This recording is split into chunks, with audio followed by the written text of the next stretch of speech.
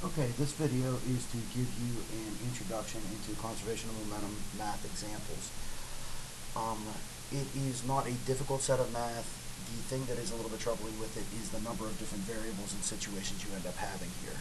Because you're dealing with a before and an after situation, the same variable ends up getting used in multiple locations, and confusion is easy.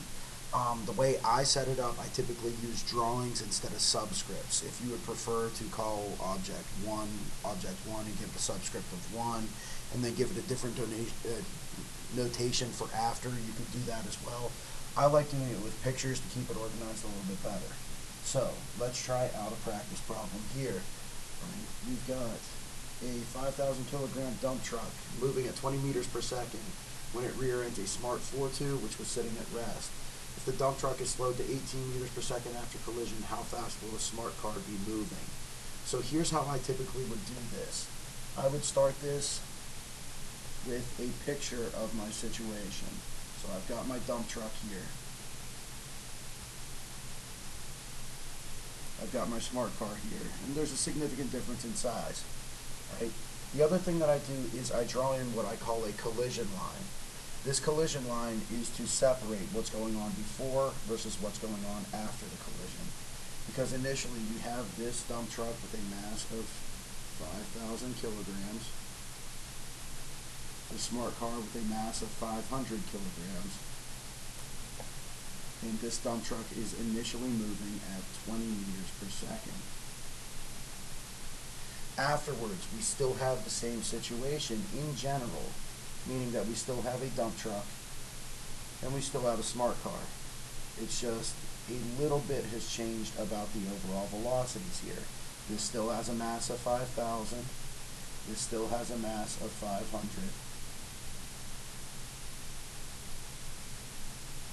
But now the velocity has gone down to 18 meters per second for this dump truck. So the thing that we want to make sure that we are taking care of is noticing that the total momentum that we have before the collision is going to equal the total momentum we have after collision. So, here's one way of doing it. It is a little bit more of a graphical method. What we'll create is what is called an MVP chart. Right?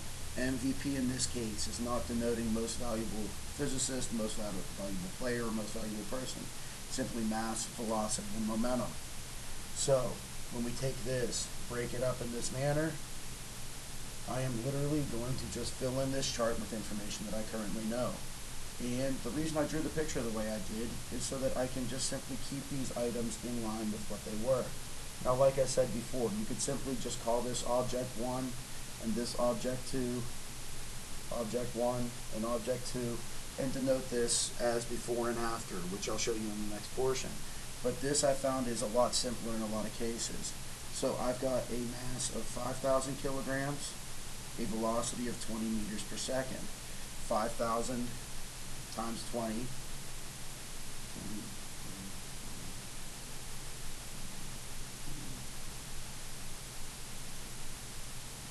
100,000 units of momentum there. Now this one is a little bit easier. We've got 500, and it is told that it rear ends a Smart 4.2 which was sitting at rest. When it says it was sitting at rest, that tells me that that initial velocity there would be 0. 500 times 0 is going to give me 0. Now the key thing to remember here is that the total amount of momentum is going to remain constant throughout. So what I really need to look at here is not just the momentum of the dump truck, not just the momentum of the smart car, but the combination of the two. And when I look at that, I have a grand total of 100,000 units of momentum on this left-hand side of the equation, my before collision side. Now the masses haven't changed. I still have 5,000 and I still have 500. The thing that has changed, however, is my velocity. So when I take 5,000 times my new velocity of 18 meters per second, then I end up getting a value here that is 90,000 units of momentum. Now this velocity rate here is what we are looking for. So because we don't know that yet, what I'm going to have to do is see what else I kind of understand from this. I know that on this side I had a total of 100,000 units of momentum. On this side right here, I have 90,000 units of that momentum accounted for. I do not have 10,000 accounted for. So in other words, when I finish this, this grand total of this side has to equal the grand total of this side, which it does. Now, I've got 10,000 units of momentum. I know my mass is 500 kilograms. So what I can do here is take that 10,000, divide it by 500, and you end up with a velocity of 20 meters per second. Okay? So that tells me how fast the smart car will be moving after this collision. It will be speeded up to just slightly faster than what the dump truck is currently. Okay? Now, there is another way of doing this, and that would be algebraically.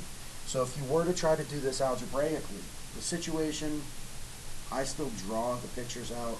To me, having this visual representation is a lot easier than trying to worry about subscripts, superscripts, and going through all that lovely stuff. So instead of going through all that, I just draw pictures and I try to keep my values in line with it. I know there are a lot of people out there that would complain that I really need to denote the differences between these things as an object 1, as an object 2, but this works for me. If it doesn't work for you, then denote it as object 1 and object 2. So, here's what's going on.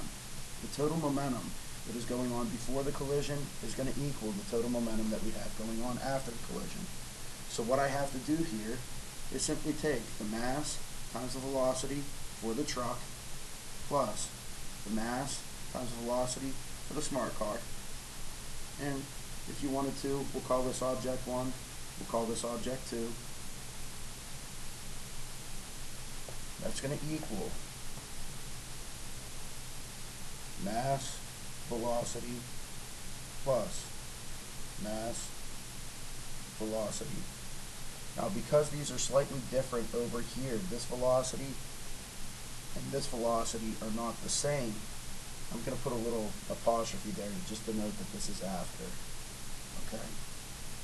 Now, typically what I would do is leave all those off and just work straight through it, but that could get confusing without you kind of seeing my hand gestures here. So, my mass over here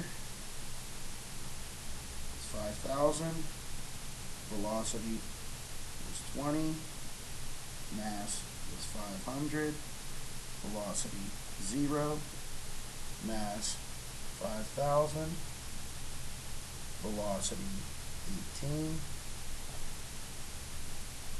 mass 500, velocity unknown. So I leave that as my variable. So I end up with 100,000 plus 0 equals 90,000 plus 500 V. At this point, you're going to notice that this looks very similar to the first setup that we did. We subtract 90,000 from both sides, resulting in 10,000 units of momentum on this side equals 500 V. When you divide both sides by 500, you end up getting a final velocity, just like we did in the other problem, of 18 meters per second for that smart car afterwards. All right? So, it doesn't matter which direction you choose. It doesn't matter which path you choose. It will lead you to a correct answer no matter how you do it, as long as you work through it correctly. I like drawing the pictures. You may like the subscripts, superscripts. You do whatever works for you. All right. Now, there are two other styles of problems that you could potentially have here. Objects could stick together at the end, or objects could start together and split apart. So this problem right here is a situation where we have two objects that start apart and stick together. So in this problem, we have a 2-kilogram snowball that was moving at 12 meters per second, hitting an unsuspecting physics student, and afterwards they are stuck together. Alright, now the thing that we can do in this picture is, because these two objects over here are traveling together as one object, when we're doing the MVP chart, we don't technically need to separate these, because if the two objects are traveling together, the velocities will be shared. We can say that that is one object that is traveling over there on this side. When we're doing our MVP chart, we do have to keep them separated because they are traveling independently over here. So, my mass was 2, velocity 12, momentum 2 times 12 would give us 24. Mass of the student was 50, velocity, standing still in the snow, but his velocity was 0, 50 times 0 will give us 0. When we look at that net total momentum is going to be 24 units of momentum to this side. Alright, now we move over to the other side here. Because these two objects are traveling together, we can say that they have a combined mass of 52 kilograms. We may not know the velocity yet. That will be our end answer that we're looking for, but we do kind of know that the total momentum has to be 24 because I have only one box that it could fit in. That's my total momentum right there. So, in order to figure out the combined velocity of this, I would take my momentum, which is 24, I divide that by 52, which was my mass, and I end up finding a velocity of 0.46 as being the overall velocity of this situation. Okay? Now, once again, same style, same format, and we can get to these answers in this way. Now, if I wanted to do that algebraically, right, I'm still going to have it where I've got a snowball traveling at unsuspecting physics student. They collide, and then after those two objects are traveling together, well, it's still going to be the same situation. The momentum that goes in is going to equal the momentum that goes out. So, the mass and the velocity of the snowball plus the mass and the velocity of that individual is going to equal the mass and the velocity of the two traveling together at the end. So, 2 times 12 plus 50 times 0 equals 52V. Alright, simplifying this stuff down, 2 times 12 is going to give me my 24. 50 times 0 is going to give me a 0 equals 52V. When I divide both sides by 52, I end up getting that same exact answer that I had before, which would be my overall velocity of the combined mass O stuff is 0.46 of a meter per second. Okay, so it doesn't matter which method you choose. Whatever is comfortable for you works for me. I just need to see that the work is done correctly. Now, the third possibility for a style of problem is two objects that start traveling together and then separate themselves apart. So for this problem, I have a child standing on top of a canoe, but afterwards, the child jumps out of the canoe. And if any of you have ever been trying to move out of a stationary canoe before, you may notice that as soon as you start moving away from it one way, it will push away from you the opposite way. Most entertaining if you're trying to step off of the boat onto a dock. But anyway, in this case here, because these masses are traveling together initially, I can set up my situation with these two objects being a combined total mass initially. And then afterwards, these two objects will separate off in their own separate directions. So because of that, they need to have two separate columns for what they're doing here. Okay? So, I've got a 35 kilogram child in a 40 kilogram canoe, which means that when they combine together, that is going to be a total mass of 75 kilograms. It doesn't technically tell me what the overall velocity is of this situation.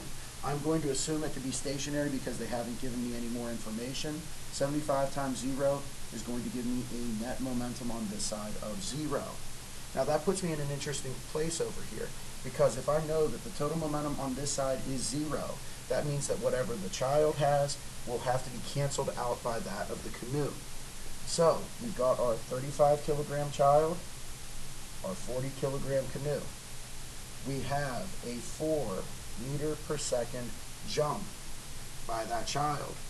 So 35 times 4 is going to give me a total momentum of 140 to this side here. Okay? Now, the interesting thing is that if I'm looking at this, I'm going to have a difference of direction. The child is jumping this way, The canoe is jumping that way in essence. So because I have a difference of direction here, I need to define what direction will be positive and what direction will be negative. It doesn't matter which way you choose. I typically make to the right to be positive.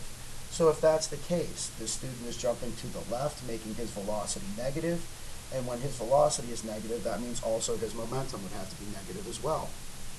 Now, if I know that my total momentum on this side was 0, only one number plus negative 140 will give me 0, and that's going to be positive 140. So by taking my momentum and dividing it by my mass, I end up getting a value for the velocity of the canoe to be 3.5 meters per second. Because this is a positive value, it shows us that it is moving to the right, the same direction as my positive, and I can move on with my life. Everything is good here. All right? Now, algebraically, you run into the same exact hurdles in the same exact way. We start together. They blast apart.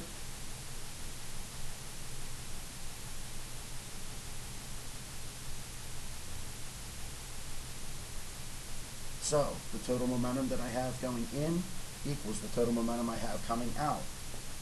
So, the total mass that I have times its initial velocity equals the mass of the child, velocity of the child, plus mass of the canoe, velocity of the canoe. All right? Now, my mass total was 75. My velocity total was 0. My mass here was 35.